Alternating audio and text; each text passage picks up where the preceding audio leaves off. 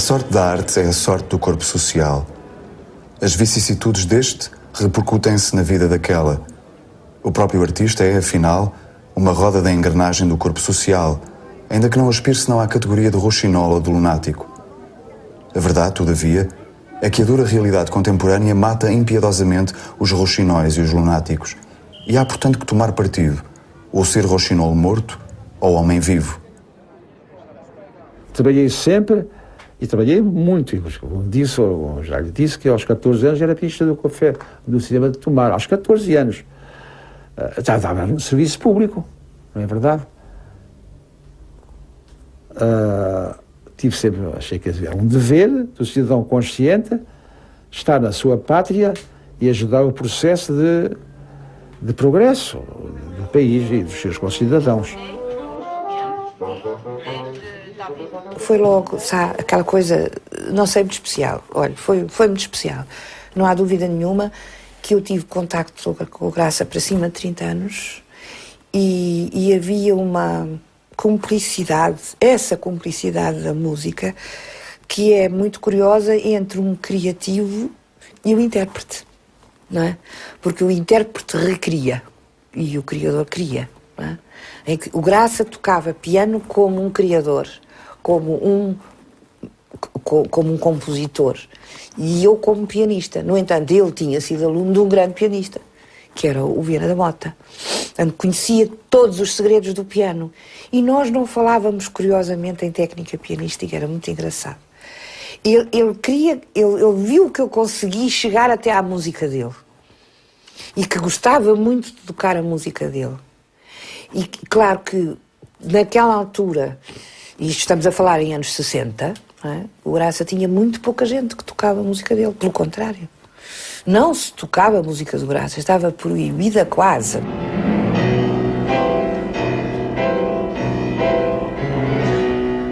A música do Graça é humana, é o ser humano, é o português que ele era profundamente e é a transmissão direta em música da força do povo. Falando mesmo em povo, não em folclore, mas sim em povo, em tradicional, era o que o Graça representava. E isso foi uma coisa instintiva. Eu não lhe posso dizer que foi pelos lindos olhos, não. Foi por aquilo que ele representava. Ele, para mim, aliás, para nós todos, naquela altura, mesmo naquela altura, e durante toda a vida e durante todo o tempo que convivi com ele, que ele me entrava aqui em casa e dizia o que é que queria comer e o que não queria comer e dava opiniões sobre os meus filhos e dava opiniões sobre as pessoas com quem eu convivi ou não, e ele sempre achou que devia falar muito dessas coisas e eu dizia-lhe que sim, pois está bem, mas o senhor está sozinho. Estou sozinho porque não tenho feitiço para viver com ninguém, para fazer uma pessoa infeliz prefiro estar sozinho. O Graça era assim e ao mesmo tempo era de uma doçura impressionante. Eu acho que ele é uma imagem um bocado estranha. Aqueles bichinhos, os ouriços, que são assim com muitos picos cá para fora e lá dentro é tudo molinho. O Graça era assim. Era uma coisa tão extraordinária lidar com aquele homem e depois, além disso, uma cultura. E o que eu sempre fui atraída por aquela força. Além daquela força telúrica que ele transmitia, ao mesmo tempo aquela doçura também muito grande e muito autêntico. O Graça era autêntico. Eu procuro, na vida de hoje não é fácil, mas procuro ser autêntica também. E principalmente dar a conhecer às pessoas é aquilo que é verdadeiro na música. É aquilo que, a partir deste teclado, por exemplo, a partir deste instrumento, que é o meu instrumento e que era o instrumento dele, não é? O piano, poder transmitir um mundo de sensações, um mundo povoado por seres ainda humanos.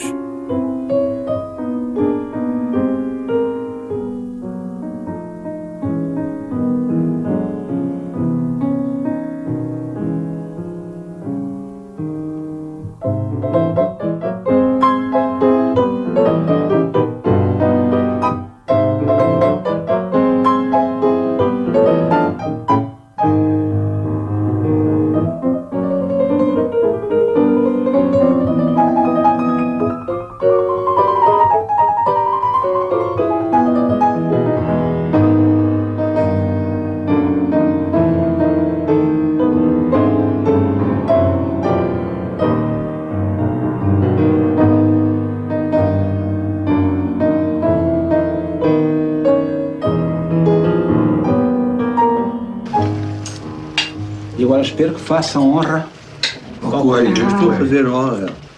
Ainda agora, o Vitorino de Almeida disse que o Graça era agora mais conhecido depois do 25 de Abril. Bom, isso... A música dele, pera. A música do Graça. Música dele. Não sei.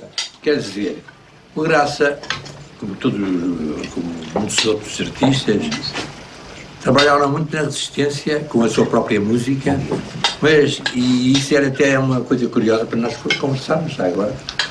Temos de recordar os velhos tempos, e isto está uma espécie de seres cardeais, não será? Pelo menos espero que seja melhor. Um bocado melhor que a de Júlio Dantas. Eu tenho que me limitar um bocadinho a ouvir, não é? Porquê? Beba que já pia. Já. O cara era mais fácil. Beba que já pia. Mas o José Gonçalves estava por exemplo, qualquer coisa de interesse. Por exemplo, música, cada país teve a sua forma. Para nós recordarmos os nossos velhos tempos. Velhos tempos, cardeal.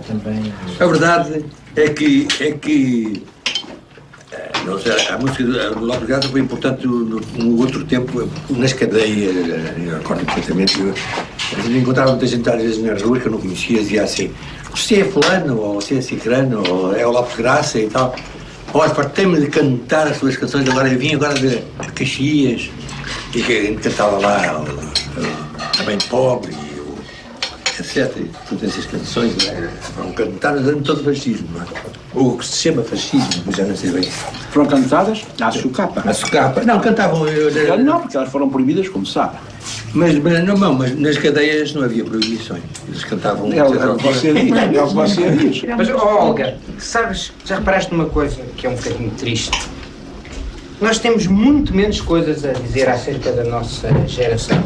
É verdade. É preciso dar um bocadinho de tempo. Isso eu disse que ia ouvir. A vossa geração foi capada, salve seja a palavra. Salve seja, claro. Salve seja. Bom, e nós já somos velhos resistentes. Eu nasci resistente.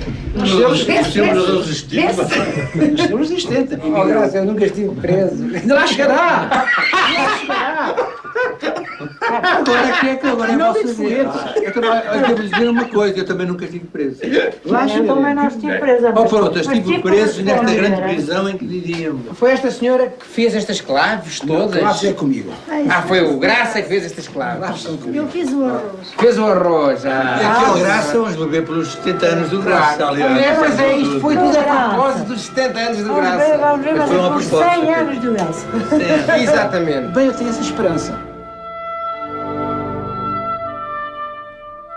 E agora tinha uma rapariga espanhola, que estava cá na Universidade Nova, Teresa Cascudo, que estava a fazer uma formação sobre a minha música. E estava a arrumar os papéis todos, estava tudo desarrumado, tinha que fazer um catálogo da minha obra toda, para apresentar na sua tese. Simpática, inteligente, estava a fazer um trabalho importantíssimo para mim, a arrumar-me e a fazer o catálogo das minhas obras. Tinha que ter para a sua tese, tinha que ter tudo isso arrumado. E matriculou-se no coro da Academia.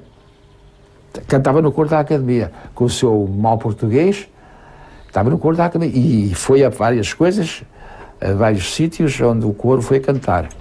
Portanto, na altura tinha 22, 23 anos. Tinha tirado o curso, cheguei com uma bolsa de estudos, enfim, uma bolseira, não é? E ele achou graça, a menina espanhola que vai à minha casa, que diz que vai estudar, que vai fazer uma tese de doutoramento, imaginem. Ele deu-me o título, eu sempre conto isto porque também dá uma ideia de qual é que é a relação que nós tínhamos. Deu-me o título de secretária benévola e é nisso que eu fiquei, não é? Acabei por fazer parte daqueles... aquele tipo de personagem que aparece muitas vezes no romance, não é? Que não está em primeiro plano, mas acaba por ter...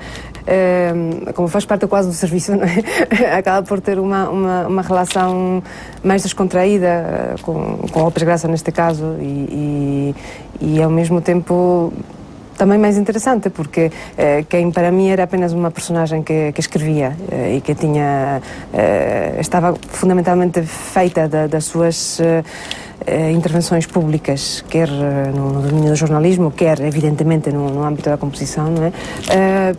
De repente começava a ter gestos e fazia comentários domésticos e tinha um roupão, enfim, coisas destas, não é? E nesse sentido foi muito bonito, essa é a verdade. Mais uma vez digo, em termos afetivos também, não é? Era um homem reto e era um homem valente. E isso, sinceramente, acaba por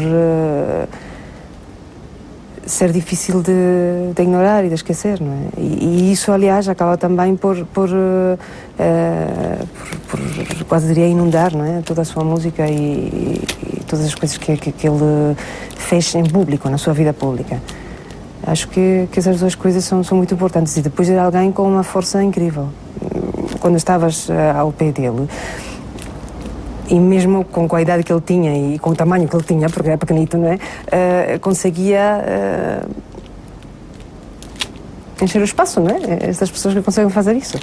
Os compositores no meio disto tudo acabam por ser os artistas mais utópicos, de facto. Estão a depender de tanta gente, não é? Que te parece mentira que eles insistam em é verdade por esse caminho. Aliás, em relação ao Lopes Graça, essa é uma questão que eu sempre me coloquei.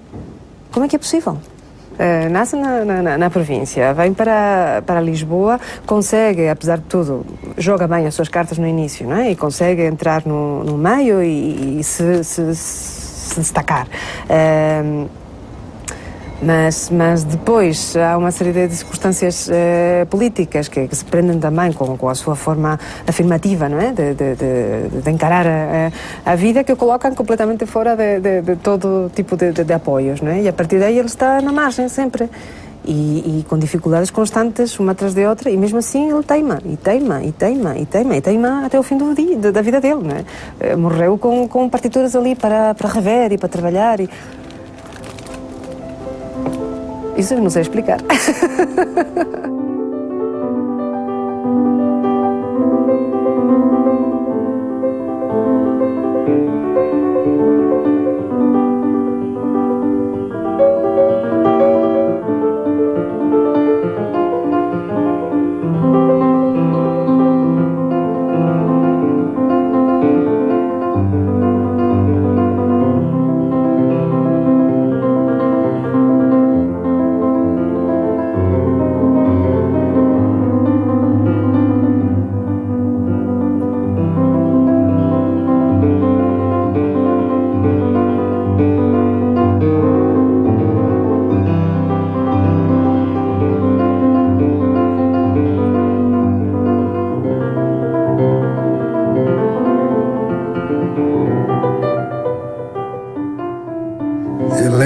Bem, porque no Senhor da Serra havia um pavilhão especial, havia a casa e a uns metros de distância havia um pavilhão que era o que nós chamávamos o pavilhão do ping-pong. Quer dizer, havia ping-pong, jogávamos muito ping-pong, com o Costello, com ele, tal, jogávamos essa coisa toda, e ele trabalhava sempre, quer dizer, nunca deixou de trabalhar, escrevia.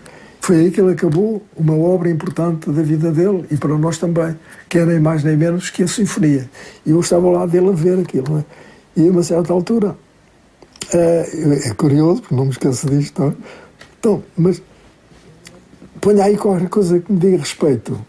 E o que é facto é que ele e põe ali uma nota final num instrumento de percussão. Quer dizer, ali a certa altura está lá aquela coisa. Portanto, isso é isso a homenagem. É curioso que eu não me esqueço desta coisa, não é? E então, ele tinha convidado também, ele Graça, no Senhor da Serra, tinha convidado o Joaquim Namorado, fazia parte também do grupo da Vértice, não é? E convidou-me a mim também. Quando faltou o Manuel da Fonseca, ele convidou também um outro poeta que fazia parte da Vértice, que era o José Ferreira Monte. Portanto, eram 5 de Lisboa e 5 de Coimbra. Depois há, evidentemente, depois a nossa troca de correspondências, poema para cá, poema para lá, musicado desta maneira, poemas este e tal. E lá se fez aquilo que depois, como sabe, foi, e é isto, conhece evidentemente, não é? Portanto, tem que estar aqui próprios para grupos vocais e instrumentais populares, música de Fernando Lopes Graça, versos de inédito, depois vêm aqui os nomes exatamente dos respectivos poetas. Isto é uma segunda edição. Eu tenho a primeira edição, esta é a segunda edição. E que foi logo apreendida, foi proibida, quer dizer, a censura apreendeu logo isso. Antes do 25 de Abril, fala-se muito no Zeca Afonso, legitimamente, no Adriano de Correia de Oliveira, legitimamente, e noutros que agora não vale a pena estar a falar, na verdade, mas como o Luís Cília e outros mais, enfim, que conhecem, simplesmente antes disso, 20 anos antes, já o Graça tinha exatamente enunciado canções de intervenção. Canções de intervenção já deste tipo, na verdade. Portanto, o Graça é daqueles que, quanto a mim, acreditaram nos amanhãs que cantam, que é outra expressão, como sabe, que é, de certo modo, quase que um slogan, se assim poderemos dizer, então um lema, ou o que quiser, exatamente para a nossa geração.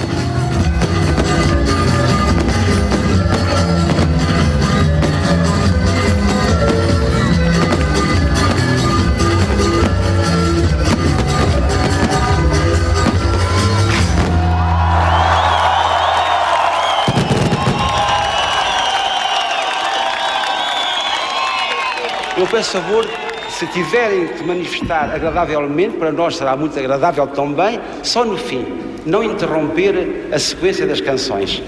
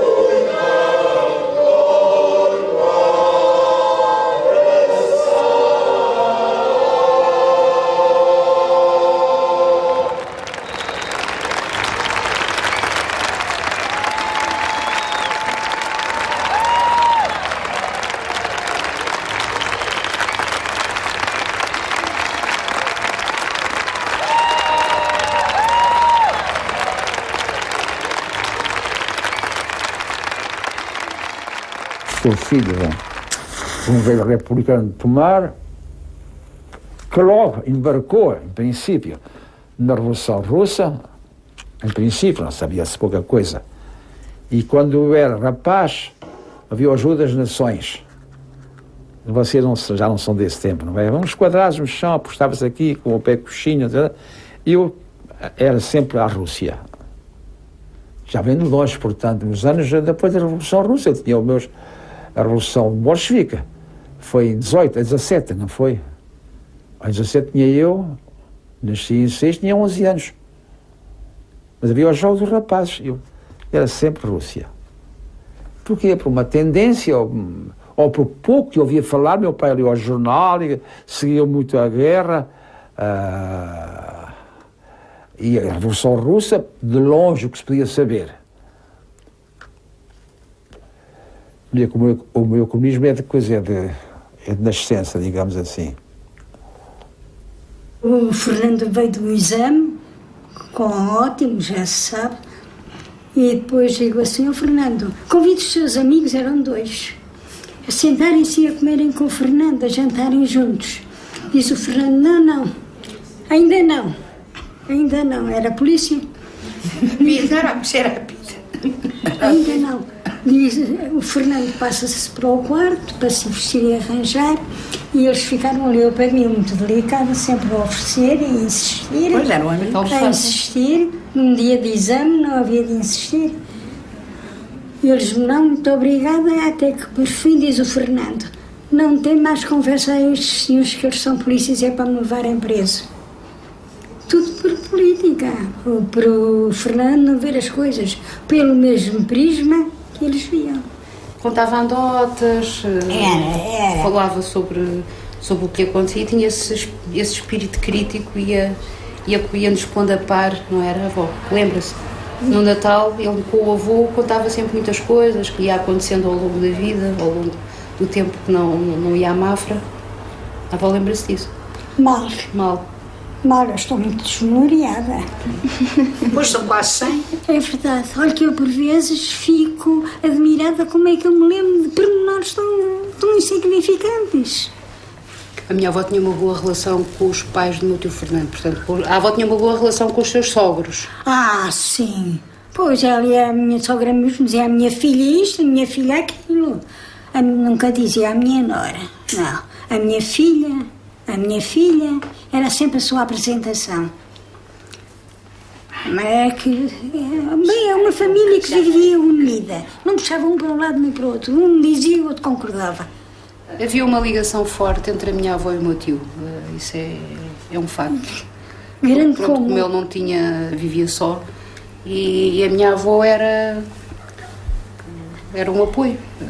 Porque eles sentiam-se muito bem em casa lá.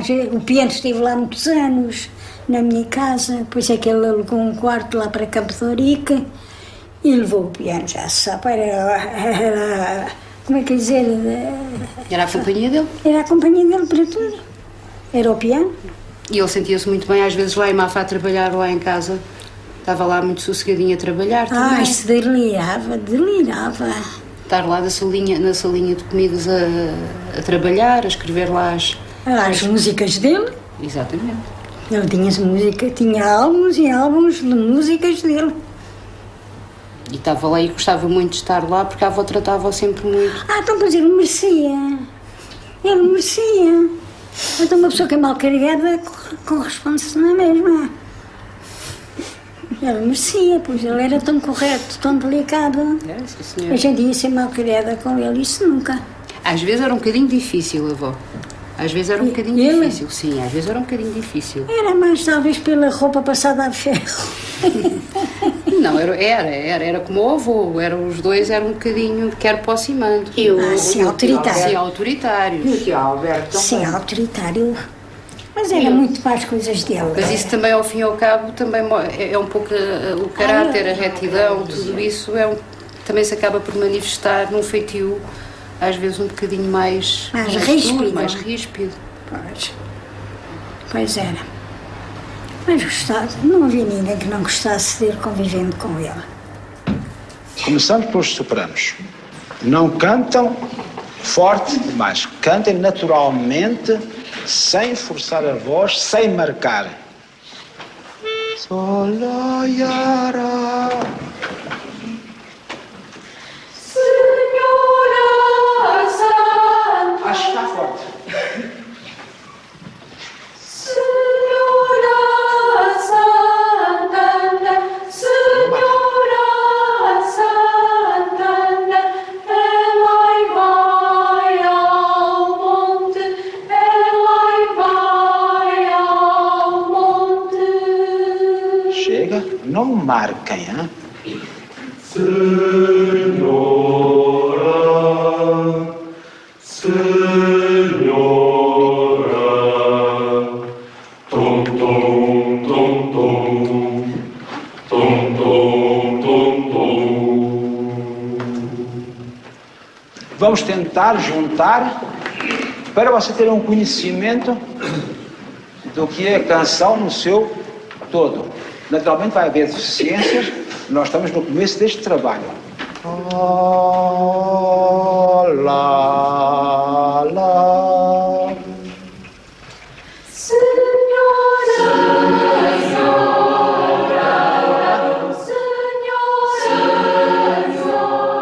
O Graça é que dava a chamada harmonia, que era a composição antiga, digamos. A chamada harmonia, portanto, era uma parte do que nós hoje em dia temos como composição. E, portanto, entrei naturalmente para a classe dele. Claro que foi um pouco emocionante conhecê-lo a primeira vez, portanto, estar na classe a saber que o Lopes Graça ia aparecer na porta, ia entrar por aquela porta, foi muito interessante, mas realmente não foi uma coisa que eu tivesse procurado, não, vou ser aluno do Graça, realmente não pensei nisso, embora o admirasse muito. E depois, realmente, o conhecer, é que senti que podia aproveitar muito mais do que aquelas aulas na academia. Ele era um ótimo cozinheiro e quando cozinhava explicava-me tudo, até o chá me explicava como é que fazia, como é que não fazia. E qual era a temperatura, como é que tinha que pôr o bule, quem é que tinha trazido o chá. E isso era fascinante. Eu tinha 16, 17 anos na altura. Ele tinha já quase 80. Mas foi um convívio naturalíssimo, foi como um gesto de segundo avô. Portanto, eu nunca senti nenhum tipo de constrangimento. Depois, claro, com o convívio foram acontecendo outras coisas. Quer dizer, ficava lá dias inteiros, dormi lá, comi lá, quer dizer, passei lá. Às vezes nós ficávamos até muito tarde e o último barco já tinha saído. E então eu ficava lá em casa. E dormia num sofazinho que ele tinha na sala, que era um sofá-cama. Um sofá, não sei se sofá-cama, que era muito pequenino. E então eu tinha que dormir, que era comprido, eu tinha que dormir com os pés em cima dos giradiscos, porque não havia outra hipótese. Mas o pior foi quando eu ia deitar, no primeiro dia que lá fiquei a dormir, ele muito solícito, muito avô, queres mais um lençol, vê lá se estás com frio, vê lá, muito solícito. Eu, está tudo bem. E depois, o problema foi depois, porque ele disse, olha, que nesse sofá já dormiu Henri Sauguet, já dormiu, sei lá, não sei exatamente, imagina, o Rostropovich, não era o Rostropovich, mas assim, nomes, uma enfiada de nomes que eu já não me lembro exatamente quem, mas tudo nomes assim importantes. Eu quase tive medo de dormir ali, porque era o sítio onde aquela gente toda tinha ficado também, imagino. De resto, recordo uma pessoa generosa, que nunca me cobrou um tostão pelas aulas, porque, quer dizer, houve muitas vezes em que eu ia à casa dele e estivemos a trabalhar, não é? E estivemos a ver peças, e ele teve a dar o seu tempo, em vez de fazer as coisas dele, estava comigo. Não digo que ele não gostasse de estar, isso tudo, quer dizer, mas era o tempo dele. E nesse aspecto lembra-me um Schoenberg ou um Bartók, que eram pessoas também desinteressadas. Eram pessoas que davam aulas sem cobrarem dinheiro, quer dizer, sem pensarem nisso. Ele achava que havia algum potencial em mim e naturalmente trabalhava comigo. E foi sempre uma generosidade a toda a prova. Era uma pessoa fantástica. Uma questão ainda sobre as condições de vida profissionais e económicas como compositor, como músico. Isso não é uma larga história. Nunca foram brilhantes, já se sabe. Profissionalmente, eu só posso dizer que vivo depois da Revolução.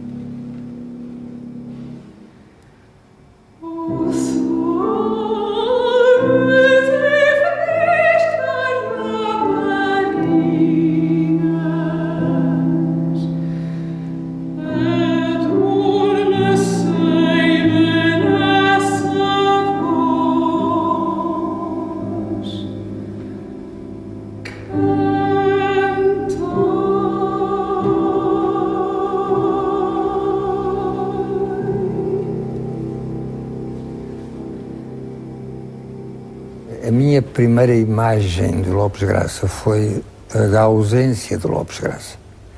E então eu estranhava que Lopes Graça nunca estava nos concertos.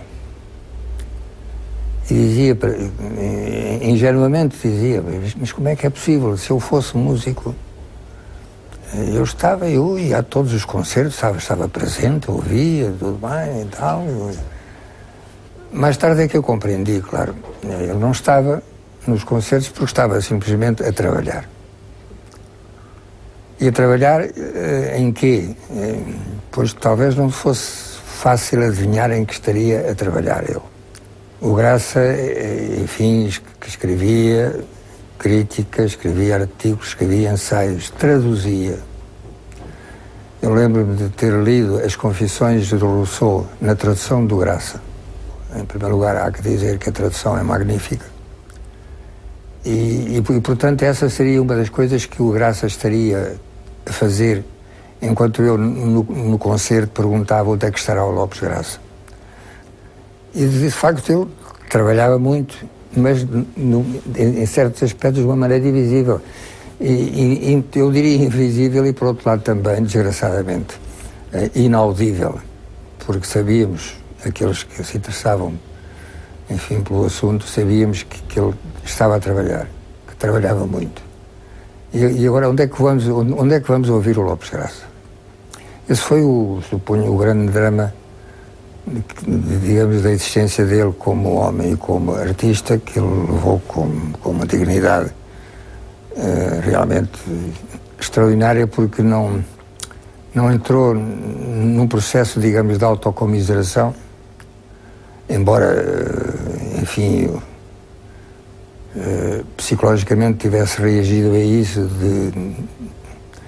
às vezes de uma maneira que não seria desejável, porque, como sabemos, deixou-se tentar demasiado pelo álcool, e isso foi mau. Eu lembro um dia de tê-lo convidado a jantar à minha casa, e eu, enfim, creio que fiz aquilo que muita gente outra faria para recebê-lo. Pus música na sala. E o Graça entrou e a primeira coisa que disse foi: desliguem isso. Porque ele não suportava ouvir a música nessas condições. Quer dizer, porque ele sabia, e eu devia sabê-lo também, que a partir do momento em que ele entrasse e começássemos a conversar, a música se transferia em ruído de fundo, nem sequer em música de fundo, seria simplesmente ruído de fundo. E ele respeitava demasiado o seu trabalho, mesmo que a música não fosse dele. E eu lembro que eu tinha posto uma das sinfonias do Beethoven, já não sei qual. Não sei se será a quinta, será a terceira, já não me lembro. E ele fica naquele momento um pouco estomagado, não é? Como quem diz: então o que é isso? Então vens à minha casa e mandas-me apagar a música. Mas, enfim, quer dizer, mas compreendi imediatamente. O Graça necessitava muito de carinho. O Graça viveu só, praticamente sempre.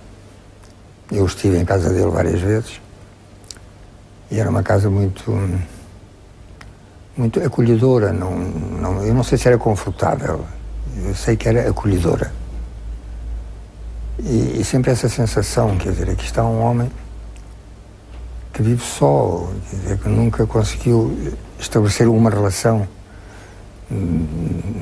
de qualquer tipo que fosse, uma relação forte, sólida, contínua, que o apoiasse, de maneira que duplamente isolado. E isolado porque o isolavam, e isolado porque se isolava. Mas, enfim, o Graça foi um bom amigo. Além de tudo mais, foi um bom amigo.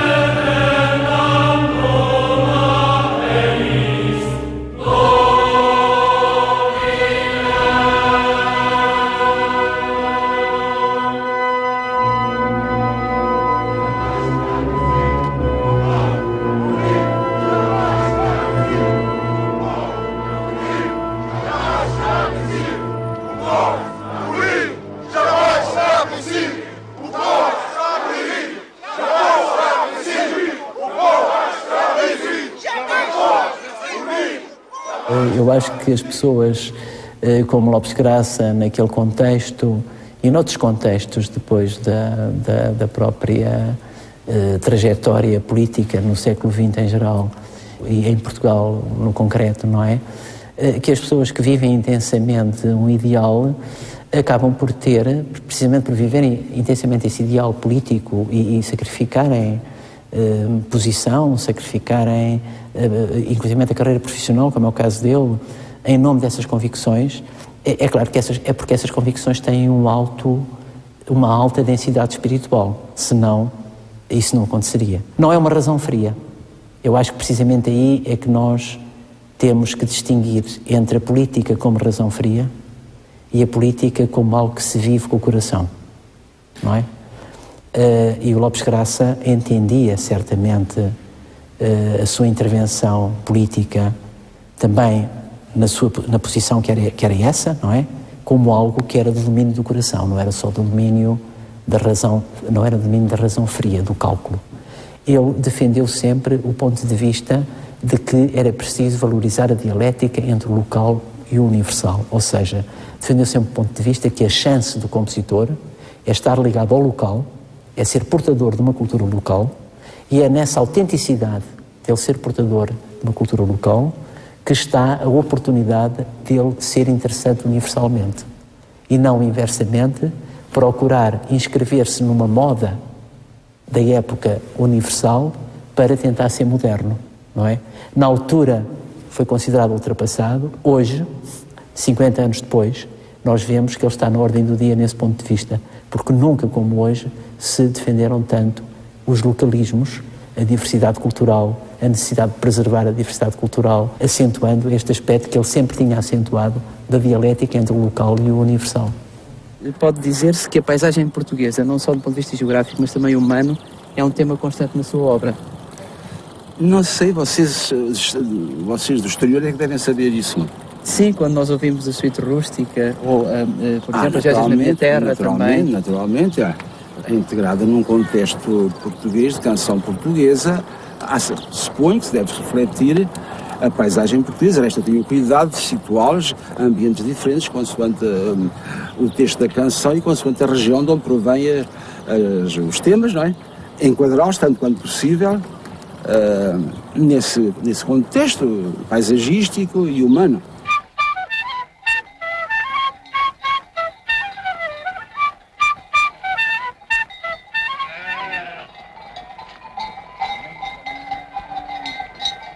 É também que caiu. É, minha gente, que ninguém viu. Para com outra. A rota, vai bem. Para tudo.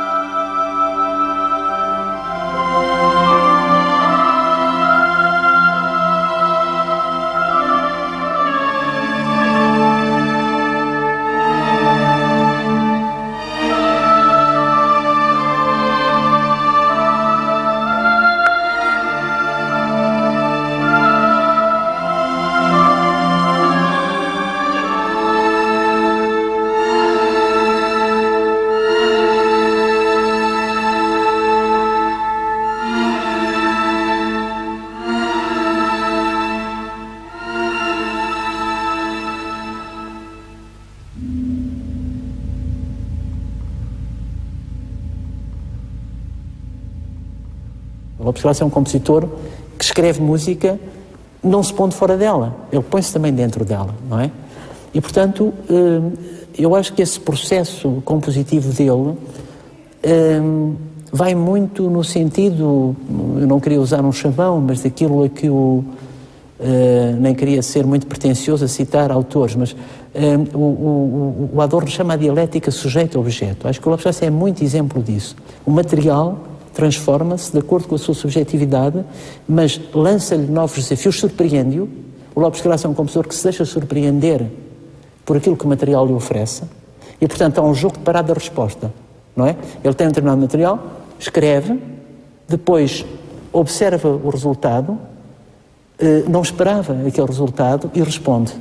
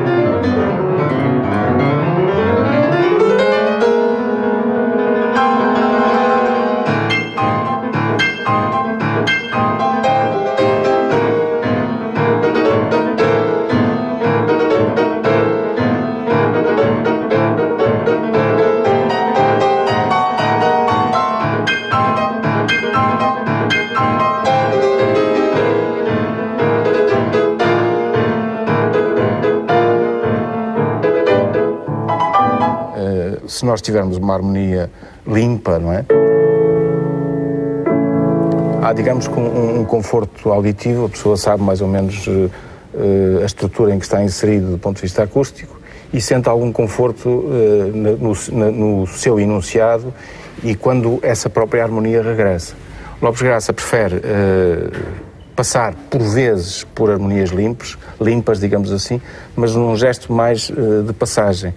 Ele prefere, se calhar, dar um bocadinho de sal ou pimenta, se quisermos, às harmonias com choques de intervalos que, em si, são estáveis, não é? São intervalos estáveis, mas que a sua sobreposição, neste caso, geram alguns choques de frequências que tornam a música mais com um sentido mais aprofundado do que o puro intervalo que ouvimos anteriormente. Isto é, às vezes, a situação é mais contundente, onde aqui, evidentemente, há procuras de referências exóticas, outras vezes de puro humor, mas, portanto, onde a harmonia, digamos, no seu lado mais básico, portanto, mais contextualizado ao nível da sequência de harmónicos, Lopes Graça gosta de enriquecer através de um colorido que por vezes é mais contundente, por outras vezes não, é extremamente pacífico e sereno, não é? Por trás de um certo aspecto agreste está muita consonância, está muito lirismo, está muita generosidade humana que ele tinha, não é? Portanto, as pessoas às vezes assustam-se, e nomeadamente os próprios intérpretes, os próprios músicos, mas eu estou absolutamente confiante que se calhar vai demorar 2 ou 3 gerações, mas o enorme prazer e felicidade que a música de Lopes Graça proporciona é insubstituível, não é? E as pessoas têm que conhecer mais, têm que ter mais experiência, têm que dar tempo a compreender melhor o discurso dele, mas eu estou certo que, de facto, é das referências mais importantes da música do século XX, nomeadamente em Portugal, de todos os tempos, é o compositor que eu considero o maior de todos. Gravação para valer, salvo qualquer acidente da vossa parte ou da minha, espero em todo o caso não se verifique.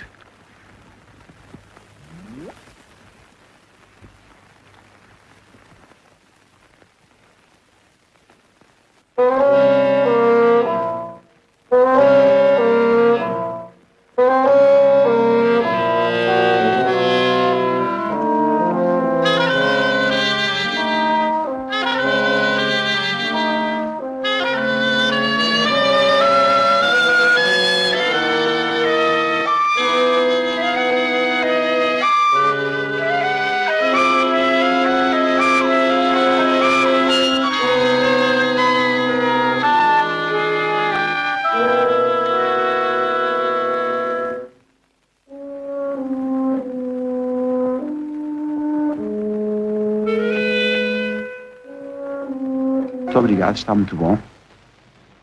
A música de Fernando Lopes Graça, para um leigo e também para um profissional muitas vezes, não pode ser ouvida ou apreendida só quando se ouve só uma vez. Tem que ser ouvida mais vezes, tem que ser um bocadinho saboreada e a partir de um determinado momento dá-me a sensação de que depois se torna uma necessidade. Como ouvir uma sinfonia de Mozart. Torna-se uma necessidade, mas primeiro é preciso entendê-la. Há outro tipo de música em que as pessoas mais facilmente aderem. A música de Fernando Lopes Graça é necessário uma certa aprendizagem para poder saboreá-la até às últimas consequências. O Lopes Graça costumava dizer que só escrevia para músicos. Quando dizíamos, maestro, mas isto é complicado, mas eu só escrevo para músicos. Mas tinha esse conhecimento, coisa rara, devo dizer, tão grande de qualquer instrumento que sabia perfeitamente o que era possível ou não possível fazer, a tal ponto que, recordo-me, por exemplo, nas geórgicas que ele dedicou ao Opus Ensemble, em vários sítios, nós temos os manuscritos do Fernando Lopes Graça, e em vários sítios ele pôs determinadas passagens e depois, por baixo, punha, se não for possível, porque ele sabia da dificuldade inerente, pode fazer desta maneira. Portanto, o conhecimento absolutamente incrível que ele tinha em relação a qualquer instrumento, fosse ele de cordas, de sopros, de tecla, ele conhecia perfeitamente as capacidades de cada instrumento e, obviamente, escrevia em função disso, sempre tentando puxar-nos aos extremos. Mas os desafios é uma coisa de que eu gosto.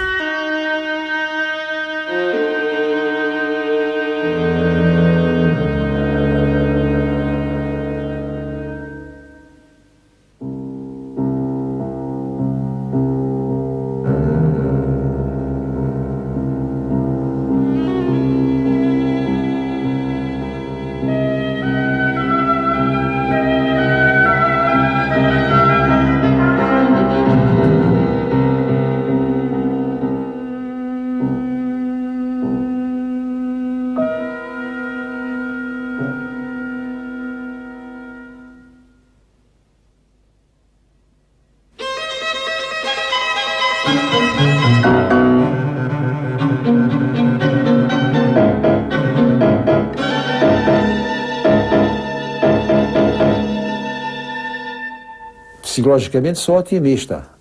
Espero sempre o melhor. Mas temos de trabalhar para o melhor, não é verdade? Temos de trabalhar. Tudo vale a pena se a alma não é pequena, como dizia o Fernando Pessoa, não é? E também gostaria de vos aconselhar outra coisa. É que procurasseis aumentar sempre o vosso nível artístico, procurando, na medida do possível e de acordo com os vossos recursos, aproximar-vos da boa arte, cultivando a vossa sensibilidade no contacto dos melhores autores e da melhor música, fugindo da banalidade e empenhando-vos em atingir aquele grau de cultura que, nem por se vos afigurar distante e de penosa consecução, constitui menos a meta ideal para que deverão tender as vossas vontades.